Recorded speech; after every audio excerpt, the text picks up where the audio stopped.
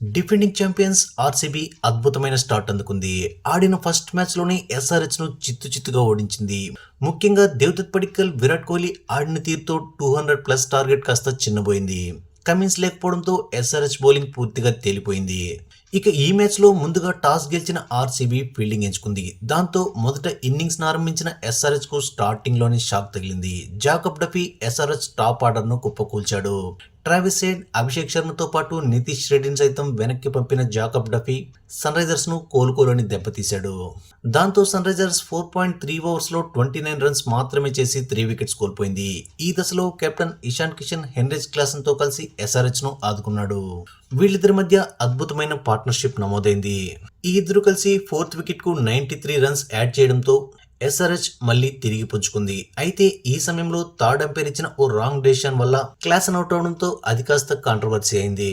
ఇక Klaasen out అవడంతో SRH మళ్లీ వరుసగా వికెట్స్ కోల్పోయింది. 80 రన్స్ చేసిన ఇషాన్ కిషన్ అవుట్ అవడంతో ఎస్ఆర్హెచ్ స్కోర్ లో వేగం తగ్గింది. అయితే చివర్లో అనికేత్ వర్మ అద్భుతంగా టెయిల్ ఎండర్స్ సాయంతో ఎస్ఆర్హెచ్ కు అద్భుతమైన ఫినిష్ అందించాడు. దాంతో 20 ఓవర్స్ లో ఎస్ఆర్హెచ్ 9 వికెట్స్ కోల్పోయి 202 పరుగులు చేసింది. అనంతరం చేజ్ ను స్టార్ట్ చేసిన ఆర్సీబీ మొదట్లోనే ఫిల్ సాల్ట్ వికెట్ ను కోల్పోయింది. జయదేవ్ ఓనట్కట్ వేసిన ఫస్ట్ ఓవర్ ఫస్ట్ బాల్ కే ఫిల్ సాల్ట్ ను పెవిలియన్ చేర్చాడు. అయితే ఈ సమయంలో 1 డౌన్ లో బ్యాటింగ్ వచ్చిన దేవదత్ పడిక్కల్ చెలరేగిపోయాడు. ఎస్ఆర్హెచ్ బౌలర్లపై విరుచుకుపడ్డాడు. ఏకంగా 4లు, 6లతో స్కోర్ బోర్డ్ ను పరుగులు పెట్టించాడు. పడిక్కల్ కు విరాట్ కోహ్లీ కూడా తోడవడంతో ఆర్సీబీ స్కోర్ బోర్డ్ పరుగులు పెట్టింది. ఈ ఇద్దరు కలిసి 200+ రన్స్ చేసిను చాలా ఈజీగా మార్చేశారు. వీళ్ళిద్దరూ కలిసి సెకండ్ వికెట్ కు 100+ రన్స్ పార్ట్నర్షిప్ ను కేవలం 7 ఓవర్స్ లోనే యాడ్ చేశారు.